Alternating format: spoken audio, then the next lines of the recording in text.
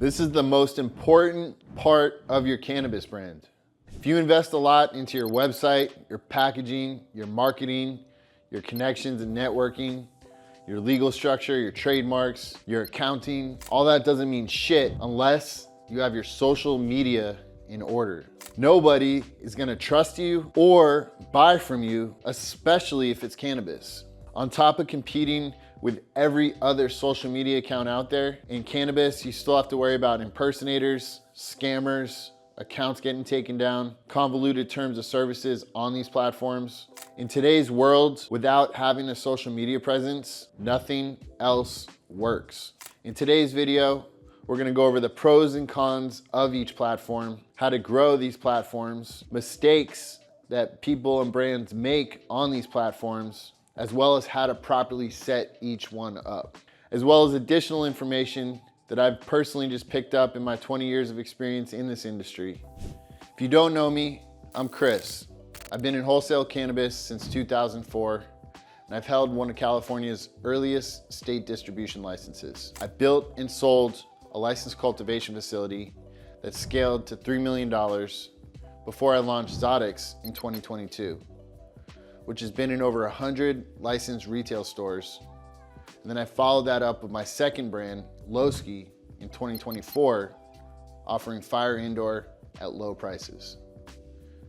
Today, I teach cannabis entrepreneurs how to hit $100,000 months without owning a license. We go over how to scale your cannabis brand every day on our school community, as well as through our one-on-one guidance program for cannabis entrepreneurs. The link's in my bio for both. Before you even start posting or thinking about content, you need to figure out what platforms am I using and why. I learned this all the hard way, and it took me way more time than it had to. But using what I have to tell you today can help you choose the right platform properly. So let's start with X, formerly known as Twitter. And this is the best because the terms of service is not gonna affect cannabis content. Twitter has deep communities, so start following the accounts within your niche and be interacting with them. Or you can be very controversial and polarizing and choose one side and really go with it. For example, you could go after THCA and either be the biggest proponent of it or the biggest hater against it. And by being controversial about this is gonna create comments, it's gonna create people talking shit, and it's gonna create engagement in your posts.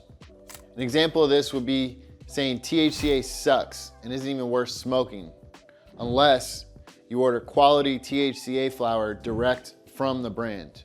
So you see how in the beginning of that, you capture people's attention by saying something polarizing, but then you follow it up with how to actually do it the right way or how to actually get the results you're looking for. Next platform is YouTube. You can use this for behind the scenes type footage, founder stories, vlog footage, event recaps.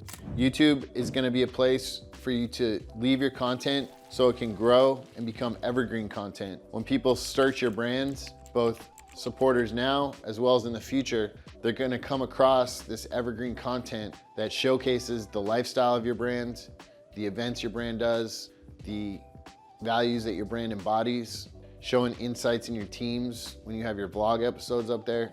So YouTube can be a very powerful platform. And the other benefit to using YouTube is their terms of service isn't as strict as Instagram.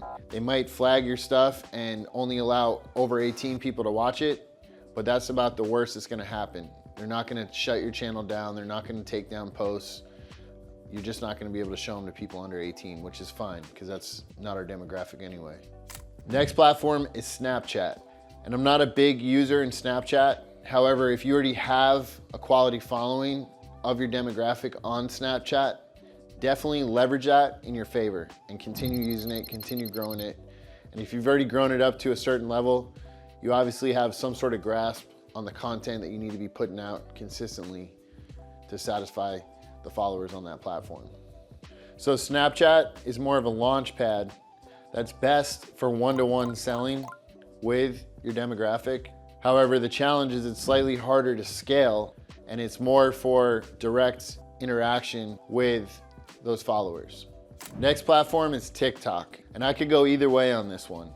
I do have my TikTok up and it gets decent engagement. However, TikTok is easy to grow big, but the issue with that is just because you have a huge audience and you're getting tons of followers and tons of likes, that audience isn't necessarily gonna convert into your actual demographic of customers. So TikTok is a unique platform in the sense that it's easy to grow your account big. However, monetizing on that growth is a bit more challenging than other platforms. The other downside of TikTok is they heavily censor the content on there. So you have to understand the terms of services intimately and make sure that you don't cross any lines, because TikTok, they're very harsh on cannabis content. And they're obviously not an American company, and I'm sure that has a little something to do with it. So if you value your TikTok account, be sure to be incognito when it comes to talking directly about cannabis. Next platform is LinkedIn. And I'm not a huge fan of this for my demographics. However, LinkedIn's powerful if you're looking to network with investors, license holders, supply chain partners, especially supply chain partners and license holders in other countries, whether that be the European Union, Australia, Canada, Germany. A lot of the heads of these businesses in cannabis in these other countries are definitely able to be found on LinkedIn. Producing business content and networking on a business scale, LinkedIn is perfect. So the next platform, one of the biggest and best in the world, is Instagram. And I still think that this is the best platform to be on, even though it's one of the hardest to maintain and it's very, very strict on their terms of services. The other issue with Instagram is there's a lot of scammers on there, and the scammers can potentially impersonate your account, trick your followers into trying to send them to a Telegram page, for instance, and trick them into buying stuff that's fake, taking their money and not sending them product. And that's something that happens a lot with my brand Zotix. There's multiple fake accounts out there. And what happens is they follow all of my followers on the real account. They block the real account and restrict the real account. That way I can't even see these fake accounts. They're like ghosts on my platform. And then what happens is they block all the other associated accounts. So if I go on my Cannabis Academy account, my Zotix Chris account, my Zotix Worldwide account, it doesn't matter, I'm not gonna see these scam accounts. So as the account holder, you're tricked into thinking you don't have scam accounts. But then you get random people messaging you, and they'll be like, hey bro, I got this weird message saying they're you, telling me to go follow a Telegram. And instantly I have to reply back and I'm like, yo, it's a fake account, it's a scam. So these scammers, they're smart in a sense. They know how to trick the profile owner, and they know how to trick the consumers into thinking they're the actual real brand. So this is a huge red flag, and it's just the nature of doing business. We just got to deal with that. And it's not just in cannabis. Other influencers get impersonated all the time, and there's a lot of scams going on out there. So you got to be careful on who you interact with, who you send money to, and who's actually messaging you, and they're doing this in psychological ways to trick you. The benefits of being on Instagram though, is that everyone in the world basically has an Instagram account. And taking it a step further is all those people that are average to above average users of Instagram, they're gonna be on there every single day. And by them being on the platform every day, that increases the chances of them interacting with your posts and seeing what your brand, what your vision's about, and becoming a more and more loyal follower because of that. The downside to Twitter, for instance, is you can make these same great posts on Twitter, but you're not gonna get the same engagement or views that you may get on Instagram. And it really just comes down to the basic fact that everyone in the world uses Instagram, and they're all checking it multiple times a day. Think about how often you check your Instagram versus how often you check your Twitter. And that should go to show right there. If everyone else is on that same level, you have to be on Instagram. Even when you lose accounts, I've lost countless amounts of accounts on Instagram, and it sucks. I can't say that enough, it sucks. But the thing is, you've gotta be there. It's a double-edged sword. You're faced with constantly creating backup accounts, constantly having to deal with recovering previous accounts because those accounts are valuable, and then dealing with the recovery guys. That's a whole nother issue where these recovery guys, some of the times are even the scammers themselves that got your account shut down to begin with. Or they'll get your account back knowing that you're willing to pay, take it down, act innocent, and then be like, yo, I noticed your account went down, you need help getting it back again. And now you're just on this rat race cycle of having to pay these scammers to keep getting your account back. So it's a slippery slope. And I've been held hostage before where I was blackmailed for one of my biggest Zodix accounts, and he wanted me to send him a huge amount of money. Otherwise, he sent me a screenshot of the bot that he was reporting my account with and threatened to basically say my account's never gonna come back. And yeah, it went down, but I didn't give in to him. I didn't pay the ransom, and it's just something I had to deal with, and it sucks. So if you wanna see how some of our Cannabis Academy members are using social media to grow their brands, be sure to join the private free community I have. It's on my link tree, and it's where like-minded business owners have brands looking to scale to over $100,000 a month in revenue and how to live that life to the fullest. Here's a few pro tips when it comes to setting up and scaling your social media platforms. When it comes to Instagram especially, create a note in your Apple Notes or whatever you use to keep notes. Create a single note with all your usernames, and next to each username, put the email address and the phone number associated with that account. Because I'm telling you from firsthand experience, when you lose an account, you need this basic information to get it recovered. And if you don't have it or it's incorrect, you could potentially ruin your chances of even getting it recovered. Because if you use the wrong phone number or email, these platforms have algorithms to try to weed people out, such as scammers or people who's trying to take over accounts. So they might think that you're not really the owner of the account. So be sure to have a proper documentation of the email address and phone number associated with each username, because if you're using multiple usernames, you're most likely signing up under different emails. So keep track of this. The other option of this is when it goes down, now you have to search through your email, looking for messages from Instagram to see which email account that username got emailed to by Instagram. So it's just a bunch of extra legwork versus just having it in your notes. You know, you can just pull it up, send it to your recovery specialist, and just get on with the show.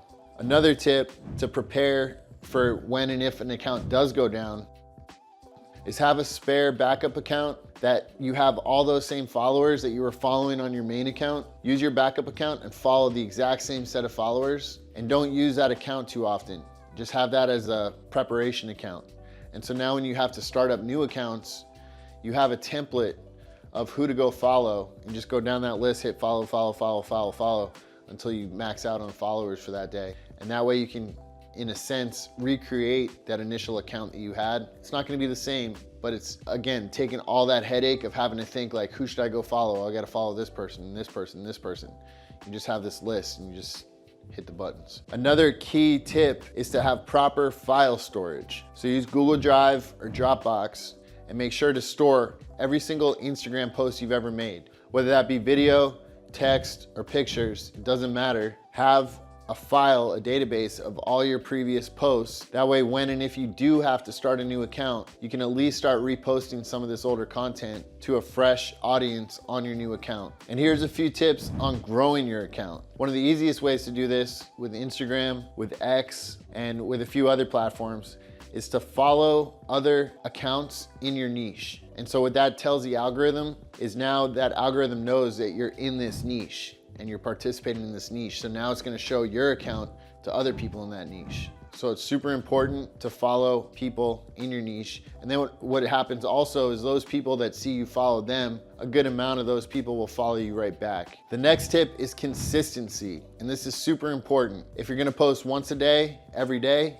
be sure to hit that every single day. Don't take a day off. If you don't think you can hit that once a day mark, figure out a cadence that you can commit to. Even if it's 1 day a week, 2 days a week, 3 days a week, because the algorithm's gonna learn your patterns, your style. At the very least, it wants to see that you're being consistent. That way, when you do ramp it up, when you do get a team in place, or you're able to actually post every single day, it shows that you had that track record already of consistent posts, even if it was on a smaller cadence. The next tip is to engage in comments of other people's posts. Influencers and trendsetters in your niche that have high engagement in their posts, engage in that post. Leave a meaningful comment. Don't just leave a comment to comment. Don't leave an emoji comment. Actually have an intelligent response. And what that's gonna do is it's gonna continuously, you're gonna get likes on that comment. You're gonna get people that resonate with that comment.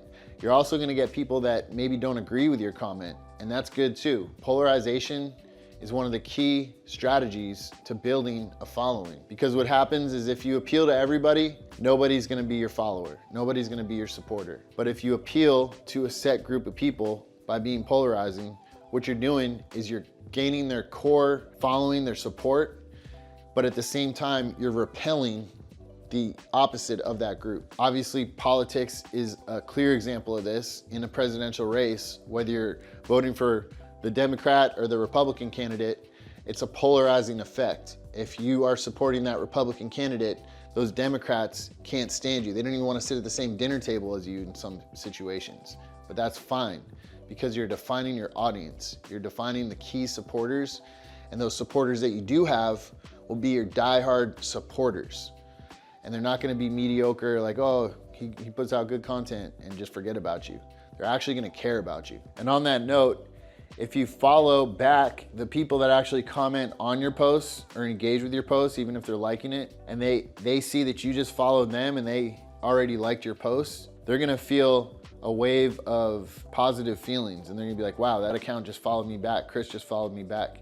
And now they're gonna become an even deeper supporter, because they see that you actually care about them too. And lastly, the importance of growing a team to scale your social media is really the only way you're gonna make this happen. You can't create all the content and post all the content to all these platforms every single day consistently by yourself. So you need to use a combination of software solutions as well as a solid key team. You need a good marketing team in place, and you can build this fairly low cost, low overhead, and I have strategies to do that. And I break it all down in my membership courses. So if you're interested in that, click the link to go to my link tree, where we'll have all the information broken down for you. You can actually find out about these courses, follow my YouTube. That's where a lot of the great free content is, and it's very in depth, such as these videos. And click the link below in the description to check out my free brand building course, where I break down how to start and scale a licensed cannabis brand without owning a license. And whatever you do, try to avoid certain mistakes that work against account growth. And you've probably encountered this, where you'll see accounts that act like they're too cool. They may talk down on people. They may not embrace their community. They may not actually engage with their followers or follow back even. And these are all little things, little details that actually signal to your following that you care about them. So if you like this content, be sure to join my private community, because on my YouTube channel, I'm only giving out about 10-15% of the game. And even though it's valuable and it's stuff that you can use, I'm not giving away the dirty little secrets that you need to know to grow your brand. And not only grow it, but to scale it to $100,000 a month. And if you're an entrepreneur and wants to make a lot more money, be sure to join my private community. And if you really want to kick it up a notch, become a member of Cannabis Academy, where we have unique guidance courses built out in depth, step by step, on everything you need to do to start and scale your licensed brand and grow it to $100,000 a month in revenue, which is $1.2 million a year. So let's build these $1 million cannabis brands and take the power back from these corporate cannabis brands. They don't deserve it.